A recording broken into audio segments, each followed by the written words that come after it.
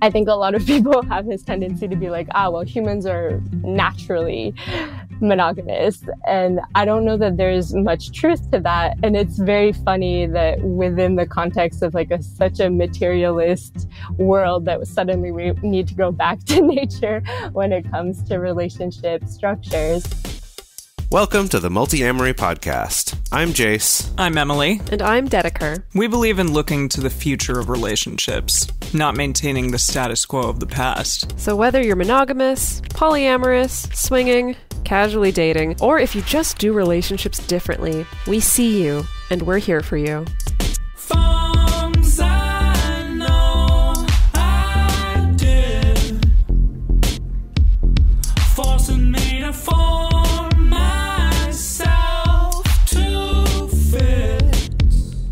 On this episode of the Multiamory podcast, we're going to be talking about how things like consumer psychology and capitalism intersect with polyamory, as well as things about unlearning sex negativity that we've been brought up with, unlearning things like compulsory monogamy, and a really cool framework called Bayes. And to talk about all of that, we have as a special guest, Sam Catt.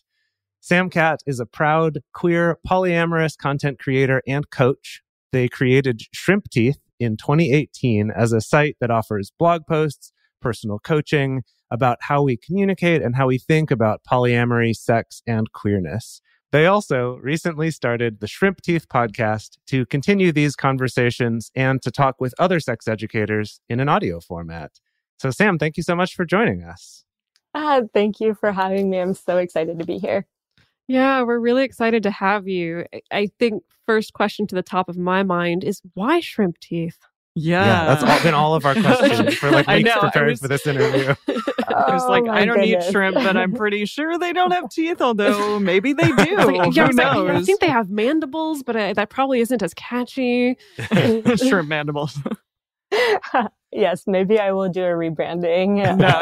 Just perfect. I feel so embarrassed because everybody asks me this, and it's such a just nonsense story. But I'll give you the really quick rundown.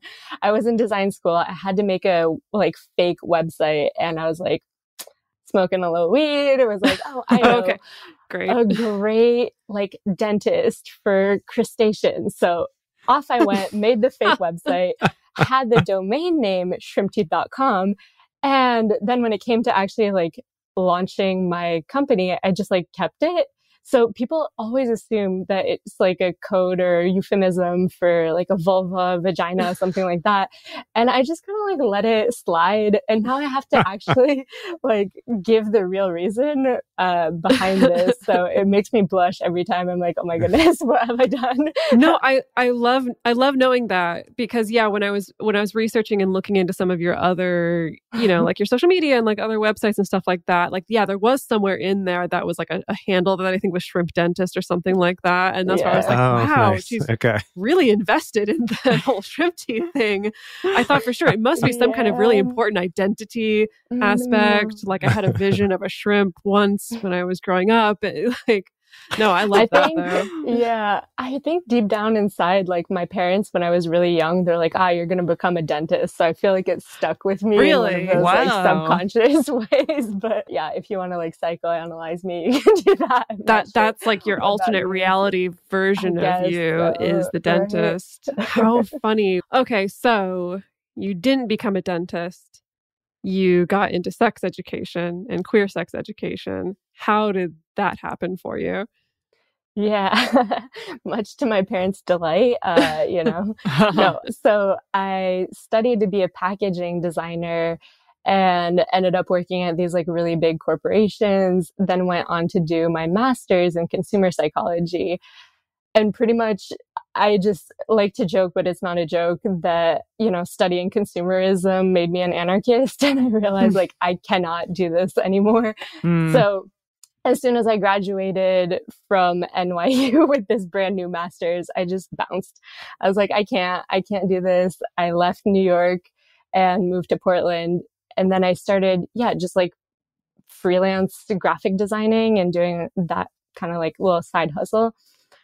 And at some point I got a contract with a safer sex education center in Toronto at a university. And they commissioned me to do like an erotic coloring book for them around consent. And I was like, wow, this project is so cool. And we kept that working relationship for, I would say, a few months. And they just kind of gave me the inspiration and also, I guess, like the self-belief that I needed to be like, no, you are passionate about this. You've been thinking about this, talking about sex ed for a really long time. So just go ahead and do it. And Shrimp Teeth, like the Instagram page, really started as my personal exploration of queerness, of polyamory. I'm sure we'll get into my journey a little bit later. But eventually I found all these people who had really similar experiences to me. And then, you know, my DMs were blowing up and people were like, hey, can I pay you? Can I talk to you about these things? And I was like, you know what? Sure. I don't know a ton, but I'm definitely willing to point you to resources. I'm willing to point you to other therapists that are queer friendly, kink affirming, all of the lovely things. And so I became a middleman is how I really view myself, where I'm technically a psychologist, but I'm an unlicensed psychologist as a consumer psych. And so I'm really, really great at just finding connections and being like, oh, I see that you have this need. You're looking for this kind of service. Let me point you in the right direction. And I've just kind of used my training in that way to help folks who are navigating all these like really big relationship and sexuality questions. Nice. I love that. It's kind of like being the sort of working at like the tourism bureau for when people are entering polyamory and queerness, that. And you're like, let me point you to the right direction of what you're looking for. Totally. I was right. It was like before I was helping folks find what kind of toothpaste they wanted. I was like, you need whitening toothpaste. Here you go. And now I'm just like, oh, maybe relationship anarchy or solo polyamory for you. And just pointing them to different options. Yeah. I'm really curious about, it sounds like definitely you really went on a journey from where you started with deciding to get a master's in consumer psychology to where you ended. And I do want to go back to the beginning of that, of like what drew you first into getting the master's. Yeah. So I just was fascinated with the decision-making pattern that people undergo when they're choosing objects. You know, especially coming from a packaging design background, I just love things. Like I love objects. I really have an affinity for well-designed, things. Sense because your Instagram is so beautiful. Like it's really gorgeous to look at and consume from that level. That's cool. Thank you. It makes a lot of sense. Yeah. And so I really wanted to understand more, like, how do people make these decisions? Like, why, when you're faced with an aisle of toothpaste, do you go for this thing versus this other product? Unfortunately, when I got out of school and really got more into the industry, I realized like this is only about making money. And, you know, I had a project where we ended up paying Michael Phelps $8 million. And I was just like, I don't feel good about this. Honestly, like this was it for does toothpaste? not sit right. Yeah, it was even worse than that. It was a Colgate ad to save water. So we were incentivizing our consumers to stop wasting water. And we paid Michael Phelps like $8 million. And wow. I was just like, I don't like this. This doesn't fit with my ethics. I cannot sleep well not to mention that the corporate just environment is a horrible place to work.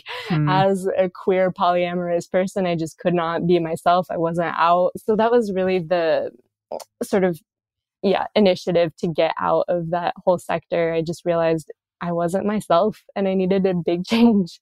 And so landing more in the anarchy camp, how did that intersect with also your personal journey of coming into your queerness and into non-monogamy as well? Were those things kind of happening in concert? Did one build upon the other? Yeah, so it's one of those difficult things because I think we think of capitalism just as an economic system, but we don't necessarily realize how it really constructs the way that we see our place in the world and our relations to each other.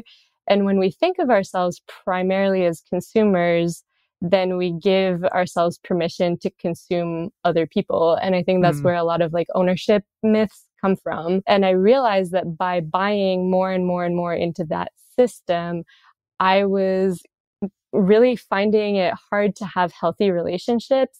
where I had a lot of people that I absolutely loved, great partners, but there was always that level of like jealousy, possessiveness, and a lot of the toxic monogamy, I guess, that again, when I was seeing myself through this lens of like constantly buying things and possessing objects, it was easy to interact that way with other people, I guess. And so for me, the anarchist perspective was really just saying like, yeah, we don't need to rank people. We don't need to try to dominate one another. We don't need to try to own one another. We are better folks when we are able to, own ourselves first and be respectful and genuinely connected with other people. And so that philosophy kind of pushed me into a lot more of the ethical non-monogamy camp. And obviously that went kind of hand in hand with my queer journey too. But yeah, that's how that really did on a professional level. All right, that makes a lot of sense.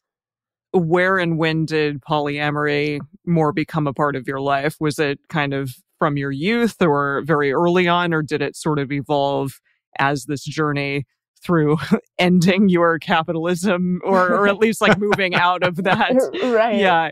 Yeah. And it's important to say, like, I don't know that anybody can end capitalism. That's true. It's more of like the practice. Exactly. Well, what's interesting though is, Emily, you said ending your capitalism. Well, and I kind of like that. That's good. I did. I when you were talking, I was like, this is all fascinating.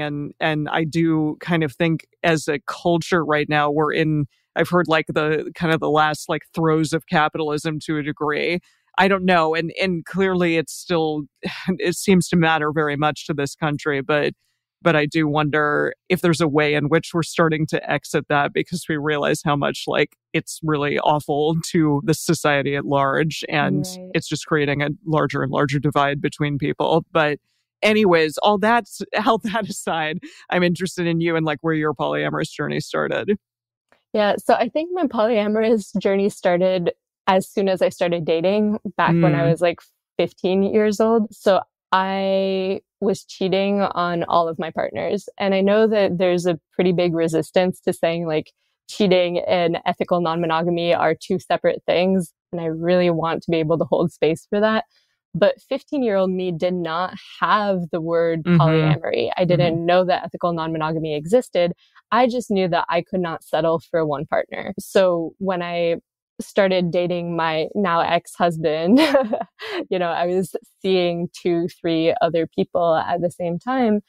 And I just felt deep, deep down in my bones that it didn't make sense for me to have to live in this, live with the expectation that I would just settle down with one person, get married, have kids, and live happily ever after.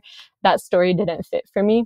And so him and I essentially, we're best friends, and people were like, you're a boy, you're a girl. I'm not now, but back in the day I was. And so they're just like, you must be dating. So we started dating, and then we went off to college separately and entered kind of like a don't ask, don't tell agreement, where both of us were seeing other people, just practically like needing that human connection, especially since we were so far apart that we didn't see each other, once every 3 months, 4 months, something like that. And so we were maintaining multiple relationships. And it was only when we moved back in together, 5 or 6 years later, that we realized like, okay, we're trying to do the monogamous thing and it's not working. And that was when I really came out as gay and was like, you know what? I don't think I'm even bi. Like, our sexual relationship isn't working for me.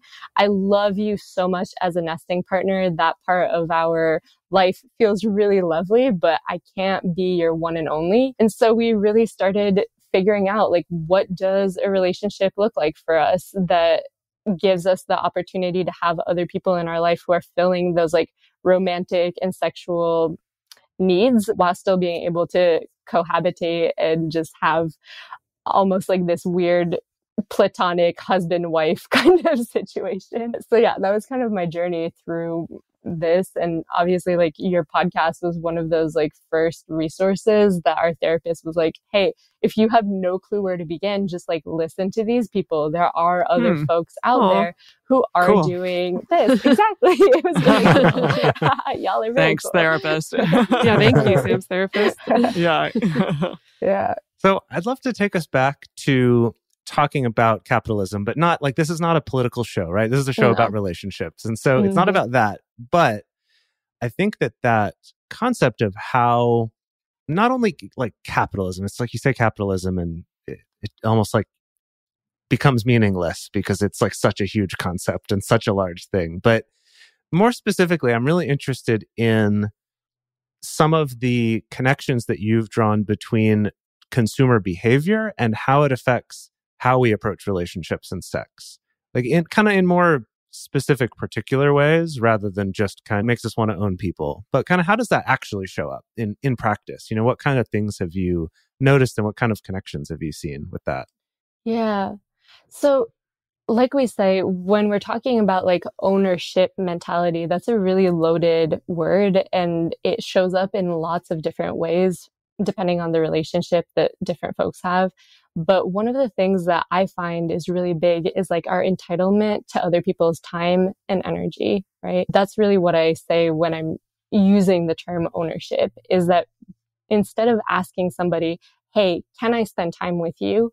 You're saying like, if you care about me, you will spend time with me. And it's that desire to be able to control. And it's hard because like all of this happens within loving relationships. So the intent isn't malicious. And that's why the words domination feel kind of at odds with love. But when we've been taught that that's how we relate to one another, I think we kind of forget that we do need to give other people the permission to tell us how they're going to behave towards us, rather than us telling them how they need to behave in order to fit our needs. So I know that's like kind of a nuanced way of answering that question. I hope that makes a little bit of sense. The other thing that I see really come out of this is the idea that like monogamy is the only way to exist in the world. A lot of folks don't necessarily tie that back to like our economic structure, but I think it is important to talk about the fact that monogamy was kind of socially constructed in order to help with labor reproduction and create sort of these boundaries for how we're going to organize our society. I think a lot of people have this tendency to be like, well, humans are naturally monogamous. And I don't know that there's much truth to that. And it's very funny that within the context of like such a materialist world, that suddenly we need to go back to nature when it comes to relationship structures. I like to tell folks like, no, you don't necessarily need to be stuck in this compulsory monogamous relationship structure if it does not work for you. Again, I'm not here to tell people like how to live their lives. If they want to be monogamous, fantastic, like go for it, do it deliberately and do it well. I think that all of these ideas, like y'all talk about a lot, can apply to regardless of how many people you're dating, what kind of relationship structure you end up in. But for me, the idea is really to be able to empower people to say like, you do have a choice and you get to, create relationships that are meaningful for you and other people, right? You have to be able to negotiate those boundaries together rather than just taking on all of these scripts, especially since some of them don't necessarily serve us because they prompt us to act out of like jealousy and I don't know how else to say that. all like the stuff. Ownership. Yeah, all the things. Yeah. Does that make sense? I don't know if that answers your question succinctly enough. No, it's really interesting, and it's something that's been on my mind because I recently read a book about self-worth that was kind of framing self-worth in terms of financial worth and kind of drawing a lot of like analogies and metaphors with how we spend versus what we earn in sort of a self-worth way in terms of what we give to other people versus what we feel like we're allowed to receive and stuff like that. And so that's kind of been on my mind. And when you were talking about that problem of feeling this sense of entitlement to someone's time. Like, if you care about me, you will spend time with me, rather than, or if you're coupled with me, that means automatically that you're going to have to spend time with me. Yeah. But I think that what this book brought up for me was kind of the flip side of that too, is that the same thing that might make people work for less than they earn could also show up in a relationship of kind of like, well, I don't deserve that for whatever reason, because I don't think I'm worth that, or I shouldn't. Like, I'm not entitled to that because that's never the message I've gotten, that I deserve things to be given to me, or that I should ever get more than I think I deserve. And that, like, kind of on the flip side, that can also really harm us in our relationships and cause us to like push away kindness, or feel like, oh, if someone did something kind for me, I've got to do way more kind things for them, to the point that I'm burning myself out and that I feel miserable. Absolutely. And I think, just to piggyback off of that, there's also like the productivity aspect and the time constraints that come in with capitalism, right? Like, we're expected to always be working. And again, like, if you're spending 40 to 60 hours at a job, there's good chance that you're not necessarily given enough room to be fully present in your relationships. And sometimes we default back to like pretty cruddy behavior with our partners. We take them for granted. We, like push them aside in order, because we don't have enough time, or because we're fucking tired. And so I think there's just all these other ways in which capitalism does impact our relationships beyond just, ownership. I also like to think about the way that sometimes like we end up in these situations where like we, I don't know how to say this, like just hop on the relationship escalator and end up just pushing ourselves into marriage, whether we want that or not, because again, like our relationships they're being measured on this also very capitalist industrial, like marriage industrial complex, right? We're all being funneled into that kind of relationship structure. Marriage industrial complex. I love that. That's for sure. I mean, like the wedding dress industry, all of it, right? Yeah. It's such the a ring. huge thing. Yeah. But also on top of that, there's so many forces, not the least of which are economic forces, like pushing that tide forward, right? Like, there's so many economic incentives to not just be married, but to also appear coupled and monogamous. It's about the appearance, right? Like, I mean, God knows there's so many like married couples out there who are like kinky as hell and non-monogamous as hell, but the incentive lies in, can you look monogamous? Right? Absolutely. And economic incentives attached to that as well. Yeah. So while we're on this topic, I also wanted to hear your thoughts about rainbow capitalism and what do we do about that? Well, first of all, maybe let's start. Can I ask you to clarify and explain what rainbow capitalism is for our listeners? Yes. So rainbow capitalism is like the appropriation of queer culture in order to sell us things from companies that do not necessarily have our best interest in mind. So we've seen this. I'll give you an example of like, every time June hits, right? It's Pride Month, Target, and all of these giant corporations that just do not care about the queer community, that put money into legislation that actively harms our, trans rights, our ability to just function in the world, will put out a bunch of merch plastered with rainbow flags, which are often not designed by queers. There's no queer involvement in it. And it's really just in order for them to appear like they care. It's that facade of caring. And again, capitalizing on us. I think there's a huge, like the queer community has an enormous buying power. And a lot of corporations recognize that we do buy a lot of things. And so they want our business without actually caring to have us in leadership positions, on their design teams or anything else. And I'll give you this perfect example. When I was working at Colgate, I was on their corporate social responsibility team, which deals with these types of marketing initiatives. And I was not out at Colgate because I made the calculated decision that I did not believe that I would be able to get promoted and continue to have any opportunities within their corporate structure based on the type of rhetoric that I had heard from their like senior management talk about queer people. But here we were creating these advertisements that had the rainbow toothpaste. They're still using it today, which every June I kind of like pop off and get mad at Colgate about it now that I don't work for them. But, you know, it's very much just, we're going to pretend like we care and we don't actually. And the problem with that, because again, like, it seems like a non-issue for a lot of folks, but what happens is that smaller companies that are actually queer-owned, queer-run are having their business taken away by these enormous corporations.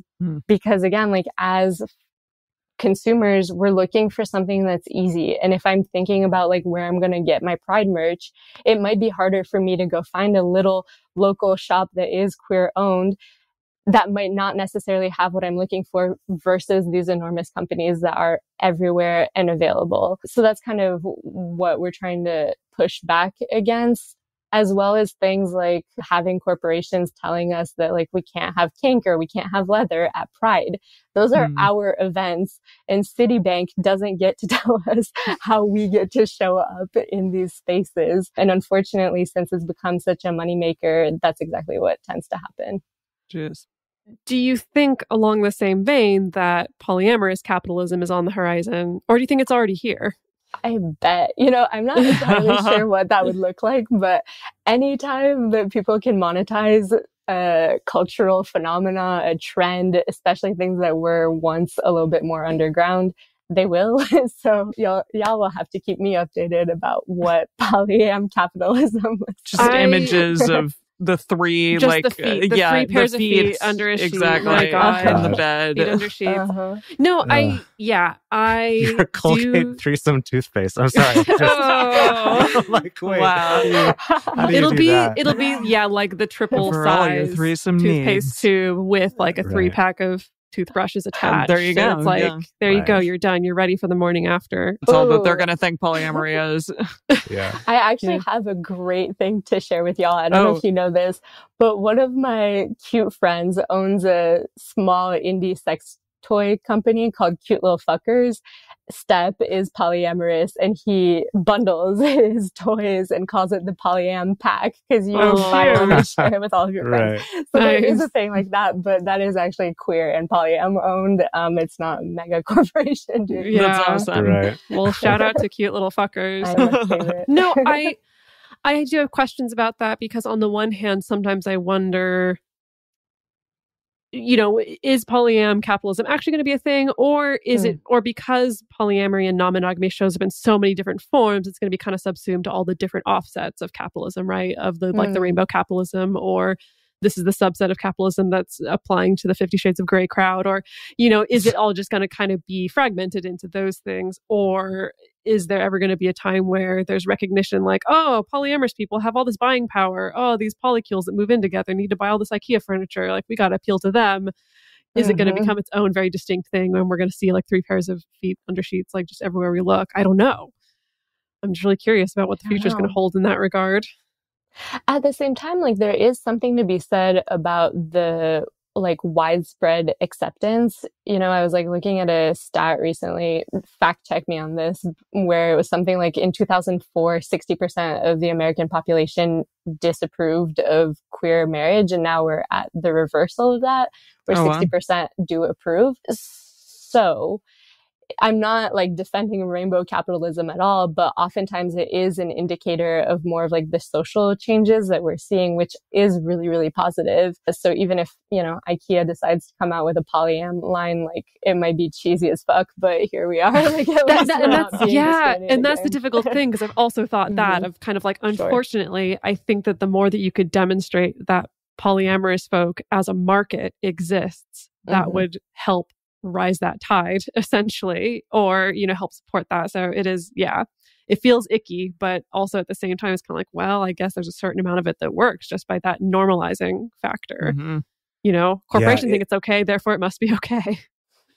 I think we've talked about this in the past, actually, when we've done our episodes about polyamory in the media. Yeah. That I know, like, for me, I always think back to when I was a kid, like, the only gayness I saw on, or like non-straightness for men specifically that I saw on TV was like SNL sketches where like the guys would kiss each other and it was hilarious, right? That it was like, it was a joke, like just its existence was a joke, right? Or like gay characters were always a joke. But even then, I was still seeing that and going, oh, well, like, okay, that's a thing I could do. You know, that it still was better than not seeing it at all and being like, this can't be a thing and that can't exist and this can't be that at all. So it's like this weird thing. And I see the rainbow capitalism, like you were saying about exposure to it. It is that same thing that even if that company, their practices are not supportive of it, just the fact that so many people are getting inundated with those images, it's going, okay, this must be a normal part of life then if I'm seeing this all the time from big companies. So yeah, it is such this weird mix of feelings about that. It's a real deal with the devil. Yeah. Yeah. Yeah. And I think it really comes down to who gets to own narratives, right? I think for so long, it's always been cis, straight people who get to decide how queer folks are portrayed. And that's really what the underlying issue with rainbow capitalism is that this is not giving us the ability to represent ourselves the way that we would like to be seen and that we would like to be shown. It is being filtered through like, a cis-het gaze, right? Very similarly to how we see, talks about like the male gaze portraying women a certain way. I would say that rainbow capitalism acts kind of in a similar fashion, right? Of being able to give straight people the power to own our narratives rather than giving us the ability to have that control. Does that make sense? Yeah, definitely. That does remind me of what we run into often. People will reach out to us to say, hey, check out this Netflix show. It has a triad in it. Or, hey, there's this kind of B plot in this show that I'm watching that talks about non-monogamy. And so often there is that felt frustration of it does not feel like someone who actually lives this has written this, or it feels like maybe they did write it, but then it had to be filtered and edited and cut and made more palatable for this primarily straight monogamous cis audience. That I do still feel there is just that constant rumblings of tension and frustration of really not feeling like literally what you said, like I'm being allowed to see myself the way that I want to be seen or represented the way that I want to be represented. Yeah. And I think the really unfortunate part is there's a ton of fantastic polyamorous creators, right? Like, I mean, y'all are a testament to this. Have y'all been given the opportunity to create a Netflix show? No, right? And I think that's where the capitalism part comes back in. And when we're saying like this creates a hierarchy of who is valid, it also creates a hierarchy of who gets to tell the stories, even if they have no business telling those stories. People who fall outside of the norm are constantly being cut short and just being told like, hey, sit down, you don't know what you're talking about, even if we own our experiences. And I think that's a real frustration of these conversations for me. Yeah, definitely. So we're going to move on to talk about unlearning sex negativity, and I'm talking about your Bayes framework that you came up with. I'm really interested to learn about that. But first, we're going to take a break to talk about how you out there can support this show. In order for us to do that, we do need money because we do live in capitalism. And one of the great things actually about being on a sex podcast network is that the types of advertisers that will even give us the time of day are already at least closer to this side of the fence in terms of like being open to these things and stuff like that. So that is something that I'm really pleased about, that we're able to have good sponsors like these who give us money to help this show keep coming to all y'all out there for free. Alrighty, and we're back. So I want to talk about unlearning in general, because I think that is almost a low-hanging fruit of non-monogamy and I guess like sex education and a lot of things, just unlearning all of the things that capitalism and our society at large are telling us that we are and that we should believe about ourselves and that we should believe about things like our sexuality and who we are. And so I want to talk about unlearning sex negativity. Is it sort of, does one do that as a means to become more sex positive, or it just, let's talk about unlearning sex negativity in general about ourselves? Yeah. So I guess the first thing that I like to do is just define what we're talking about when we're saying sex positivity, sex negativity. Because I think a lot of folks, unfortunately, confuse sex negativity with asexuality, which is absolutely not true. You can definitely be asexual and sex positive. What we're talking about is giving people the choice to really be empowered to decide when they're having sex and to engage in any kind of pleasure that is consensual, that is enthusiastic, and that makes them feel good. So it's really about, again, deconstructing some of the hierarchies that we have. Society has placed heterosexual penetrative sex at the top of the hierarchy and has pretty much said that anything below that or anything outside of heterosexual penetration does not count as actual real sex, right? And I'm doing bunny ears because that's obviously not true. And so when I'm talking about unlearning sex negativity, it has to do with two things, right? It has to do with the slut shaming, the guilt, and the bad feelings that we have when we think about ourselves, when we think about our authentic sexual expressions, but it also has to do with the hypersexualization that happens and the objectification in media too, right? Because sex negativity isn't, like we said, about no sex. We live in a society where we're constantly bombarded with sex. It's just the vision of sex is very singular and also reinforces a lot of the hierarchies of power, right? We see mostly women being seen as sex objects. Men are always placed in this quote unquote predator role where they have to obtain and dominate somebody else. So for us, the idea is really to be able to say no, we're going to expand this. We're going to place pleasure at the center of these conversations. And we're going to give a whole spectrum of sexualities some validity and the ability to be experienced by whoever in whatever ways that they want. I know that seems, again, super, super vague. And how do you even go about unlearning that? But that's kind of my mission in life is just giving people the ability to reclaim what feels good to them.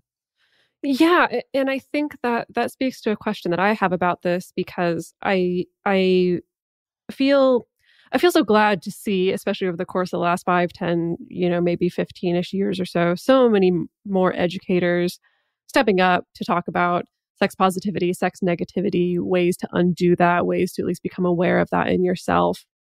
A phenomenon that I have noticed is, and this is not necessarily a bad thing, but what I have noticed is there's a lot of women sex educators, trans sex educators, queer sex educators who are talking a lot about sex positivity and sex negativity. And it definitely seems like a kind of a thing where, because I think men, especially cis straight men, tend to be cast in the predatory role, just sex fiends kind of role, kind of the sense of you're not allowed to really talk about sex positivity, And this is something that I've run into I've had some clients who are men who are aware of their sex negativity, aware of wanting to change it, but then realizing, I feel like all of the resources out there are targeted towards women, or non-binary people. And I'm wondering, is that something that you've also noticed in this space? Yeah, it is definitely something that I've noticed. I mean, there's certain organizations that are doing phenomenal work. I'm thinking of Men Can Stop Rape being one of those. And there's a few people out there, but you're right. It is a handful of folks that I can name off the top of my head, where I know tons of queer sex educators and tons of women educators too. And I would say that really goes back to a power dynamic situation, right? Women have mostly been told you are a passive receptor, right? Or passive receptacle, I guess. And sex is done to you.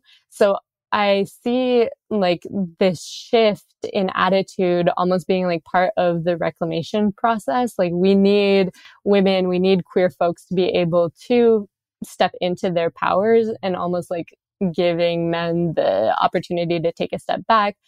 And that doesn't mean that they need to not engage in this content, right? I would say that men should be reading exactly the same kind of literature and listening to these educators, because we do have a lot of good things to say. And, obviously I teach from a queer perspective first and foremost, but that doesn't mean that it doesn't apply to a variety of people. I keep it pretty broad. And if you can, if you're a man, this stuff still applies. Like consent education is gender neutral, I guess. And so is a lot of the other things that we're talking about.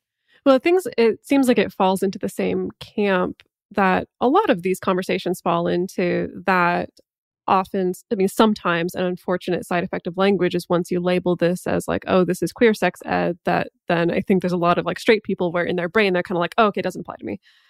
Okay, it just kind of disappears. Or, oh, women's issues. Okay, don't apply to me. Just kind of switch it off. Or people of color's issues. Okay, just kind of switch it off. And I think the same thing happens here, where it's not even necessarily like people are very intentionally choosing to ignore it. It's almost kind of like, oh, I'm not in the spotlight, therefore I don't need to care. Which, I guess a problematic cognitive bias in and of itself. I would say even sometimes not just that I don't have to care, but like I'm kind of not allowed to care. I do feel like there can be that kind of feeling. And it's how, queer people feel a lot in mainstream culture. It's like, well, this isn't really for me. Like I'm not quite allowed to belong to this. And so in that way, it's not to say like, oh no, poor men feel like this isn't a place for them. But at the same time, that's kind of hurting all of us though, right? Because we need everyone to be on board with this. So it is, I don't know, it is a tricky thing there to find that balance of how to make it like inviting, even if it's not like, this is all about you and the spotlight's on you. And that's challenging, I think. Yeah, it's a really great thing to bring up. And I think that this is where like there is a lot of power, where there's, female voices with male like co-educators. I'm thinking specifically of like the people behind Oh Joy Sex Toys. I don't know if you're familiar with that comic strip, like Erica Moen and her husband Matthew, both of them like are talking from a woman and a male perspective, and you're really getting like fantastic education that I think changes the way that a lot of people would think about this, from two people who are a really sweet couple, but also just like kind of covering the spectrum of experiences. And I think that's fantastic too. That's awesome. I feel like I've maybe seen some of their stuff. Yeah, I'm just not sure now if it was theirs or not, but that sounds really familiar. Yeah. Yeah. So we've heard the term and talked about it a bit on this show about sex neutrality. And what do you think about that? And also, is it even possible to be like too sex positive? Like, I know, this is something that we've discussed and debated a bit on this show, but I'm interested in your ideas around that. I've started using the word pleasure a lot more rather than sex. A lot of it is just because of how much I get censored on Instagram. They don't like that word at all. And I think if we reframe the conversation about being pleasure positive, it really does apply to everybody, right? What I'm saying when I'm speaking of sex education is, like I said, oftentimes not even about sex. It is just about like connecting either on a physical, emotional, or intellectual level with another person in ways that I've been watching a lot of Marie Kondo, so sorry, but in a way that sparks joy. No, I love her.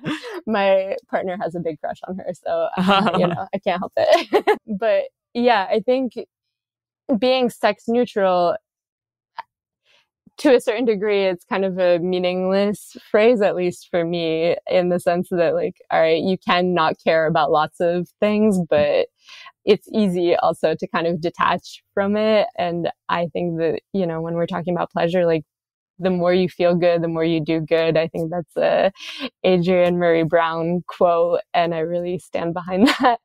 Lovely. Yeah. Yeah. No, and I think I especially love separating out pleasure from sex as well.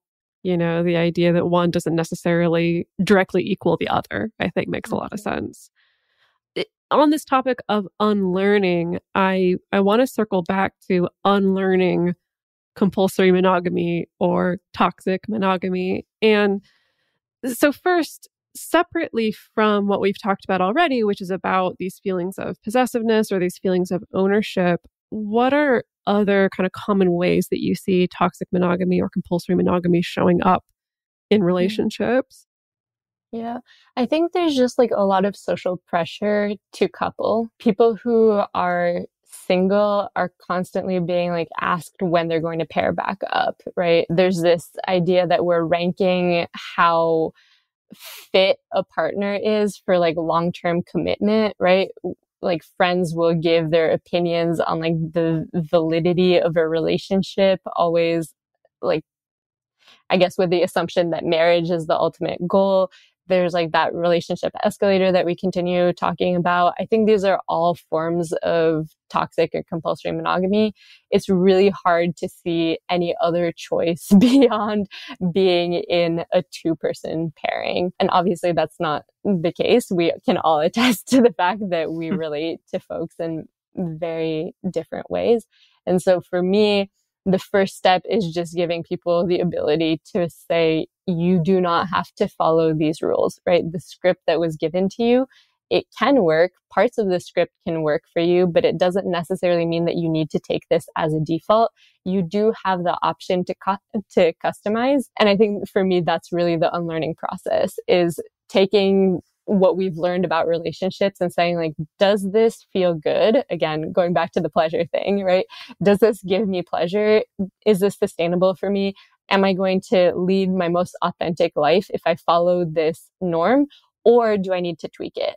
And, you know, I often talk about like bedrooms. A lot of people just take it for granted that when they become a couple, they absolutely have to share a bedroom, which is not true. And that's, again, just like another way that we've internalized like compulsory monogamy. We're just given a lot of these, I guess, norms, and it's really up to us to question all of them. Yeah. Okay. So this is something that you created that we are really excited to talk about. It's all over your Instagram page and with your beautiful graphics. But let's talk about BAYS. What is it? Tell us all about it. Lovely. Okay. So boundaries, agreements, expectations, and support. It's Awesome. talking about what I can do, what I expect you to do, what we will do together, and how we're going to do it. And that's pretty much the framework as we run through it in like a 2-second explanation. But really, when it comes to polyamory, especially as it relates to like peer support sessions, people get stuck, right? There's disagreements. They don't know how to proceed. They don't even know like where to begin.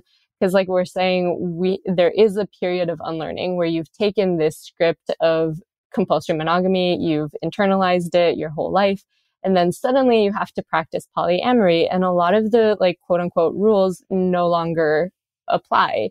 And folks just don't know where to begin. So I like to tell people, all right, first step is like, what can you do? How can you be your best self in this relationship? That's going to be the boundaries, right? And I always use the magic phrase, I will.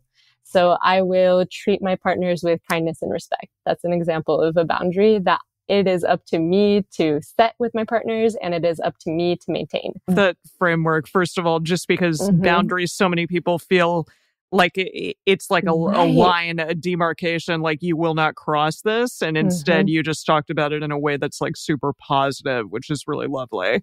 I appreciate that. Yeah. It's very, like we said, anti-capitalist, because I'm saying like I get to choose what I do with myself. I don't go around telling other people how they have to behave. Like nobody can violate my boundaries because there's something that I can maintain for myself. I can violate my own boundaries for sure. Yes. I do a lot of times by not upholding them, but really that's on me. Yeah. And then we get to the agreements, which are shared boundaries, right? So if two people decide we will treat each other with kindness and respect, there you go. That's an agreement. And then we move on to the letter E, which stands for expectations. And that one I form more as a request, right? Because again, we have to understand that we cannot force other people to behave in a certain way if we're going to act ethically and in our lovely anti-capitalist way, once again. And so my expectations are often like, hey, can you set this boundary for yourself? Like, can you treat me with kindness and respect? I also use like examples with STIs because I think that's a really clear way for people to understand this. So an example of a boundary that I set with myself is like, I will get tested once every 6 months, right? Mm-hmm. An agreement that we can have together is we will get tested every 6 months, right? Or we will be fluid bonded. That's a really good example of an agreement that two people can make. And then an expectation would be saying something like, I expect you, can you use a condom, right? Every time that we hook up, or can you use a barrier with your other partners, for example. And the thing with the expectation is that then people have the possibility to either accept it or reject it, right? Like we said, you can't control other folks. And I keep, repeating that over and over and over again. I think that's like the bulk of my peer support sessions. Yeah. It's like, let's focus back on ourselves, what we have power over. We can't force other people to behave how we want. And so within the expectation part, you have to sort of take into consideration how your partner can and can't behave. And if they say like, hey, no, I can't use barriers with my other partners for whatever reason, then it's up to you to change your own boundaries. If they're not going to use barriers with their partners, then you can say like, I'm not going to hook up with you, for example. So that's kind of like the BAE part. The last one is the S, right? Support. And I think that's really important because again, like we're trying to create respectful, meaningful, deep relationships. At least that's what I'm going for with my partners. And so there does need to be a level of like validation, and it's hard to set expectations. It's hard to set boundaries for yourself. And so within that framework, it's really important to be able to say like, hey, I'm struggling with this and I need this kind of support from you, and making sure that we're creating those like tangible requests from one another in order to be able to make the boundaries, agreements, expectations actually possible in the first place. You've done like entire workshops and many hours of peer support sessions and like created so much content around this. So very well done for doing like the 5-minute TED Talk version of it. So thank you so much.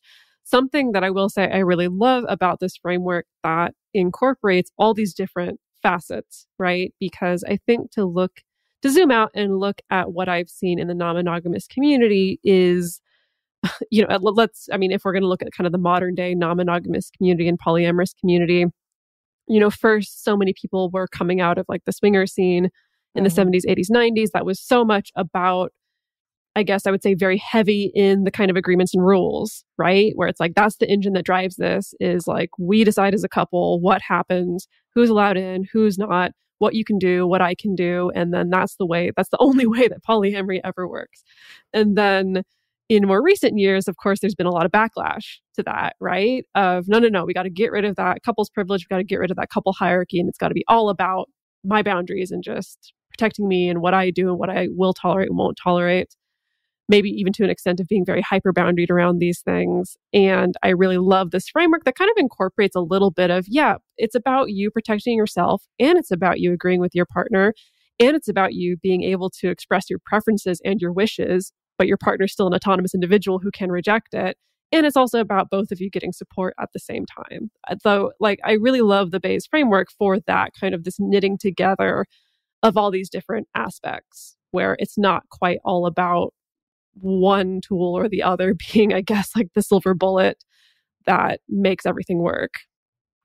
Yeah, absolutely. And I have to say, the reason this all came about is because I suck at all of these things. I'm not good at setting boundaries or making agreements or any of it. And I think especially in the beginning of my polyam practice, it was such a struggle. When I saw my primary partner suddenly fall head over heels in love with somebody else, and the process of being deprioritized as a primary partner so that somebody else could take on that place, I guess, in his life, was really challenging. And we had to have a lot of difficult conversations. And a lot of times it was well, wait a second, what are we even talking about? And, just to reframe like a super controversial thing, which is like veto power, right? It's something that I absolutely do not believe in. I don't think that is conducive to the ethical part of non-monogamy, but it's still a temptation for a lot of couples. And what I say is like, all right, if you hate your metamor, right? That happens a lot. A lot of people just do not enjoy their presence, have tons of problems with them for whatever reason. It's not right to force a partner to break up with them. But within this framework, you can also say like, hey, can you, right? I'm setting an expectation, like I'm making a request. Can you break up with this person? And then you're giving that person the opportunity to back out and say, yes, I can, or no, I can't. And it no longer becomes about me holding power over my partner and their other relationships. It really becomes about me like being able to assert my needs and assert my opinion while still giving that person like the full control over their relationships. And I think that was like one of the big, I guess, like learning curves for me, was saying like, just because my metamor isn't somebody that I necessarily appreciate, and I had that impulse because like other people had vetoed me in my relationship. I was just like, oh, wait a minute, I can do that too. Fun. I was like, no, actually, that's not true at all. Like, I don't want to be that person. So how do we communicate through these really challenging situations in ways that are going to feel like authentic to who I am and who I want to be within relationships? Yeah, that makes a lot of sense. And I really, really like that. And it seems like this is also a framework that you really recommend for people who are, just starting to open up their relationship, or even before opening up their relationship, correct? Well, I recommend it in the sense of like, here's a thing, and you take what you want from it and customize it so that it works for you, right? I'm definitely not like a prescriptive type of person. I don't think that there is one framework that's going to work for everyone, just like there's not one relationship structure that's going to work across the board. Some people really, really love, like setting boundaries in very different ways. Some people still believe that it's about setting rules for other folks, and that works within their polycule, that works within their relationship. And who am I to say that that's wrong? If this resonates with you, then please. And usually I offer it to people who are just stuck, honestly. Like, I think it's a good way to at least get some kind of conversation flowing, if nothing else. Well, Sam, this has been really awesome. It's just lovely to always talk to other educators in this space, because we get to have like deeper, more philosophical conversations about all of this, and also your background in consumer psychology. It just brings like a whole new and interesting layer to all of this. So we've loved really getting to talk to you. This has been great. Before we go, where can our listeners find more of you and your work?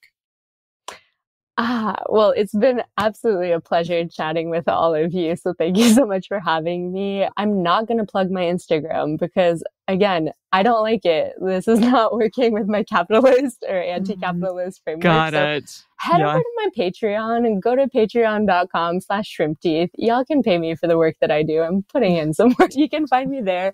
And if you want some free content, just check out our podcast. It's called Queer Pleasure by Shrimp Teeth. And yeah, that's where you can touch base with us. We've got a Discord channel and all the good stuff there too.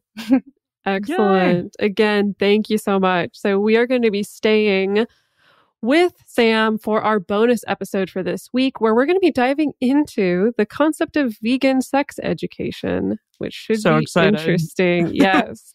So for this week, if you go to our Instagram stories, we're asking you, what has helped you to unlearn sex negativity? Really curious to hear everybody's responses.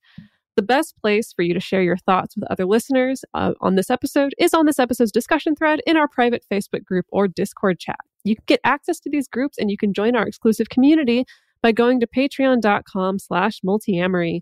In addition, you can share with us publicly on Twitter, Facebook, or Instagram. Multiamory is created and produced by Jase Lindgren, Emily Matlack, and me, Dedeker Winston. Our episodes are edited by Mauricio Balvanera. Our social media wizard is Will McMillan. Our production assistants are Rachel Shenowork and Carson Collins. Our theme song is Forms I Know I Did by Josh and Anand from the Fractal Cave EP. The full transcript is available on this episode's page on multiamory.com.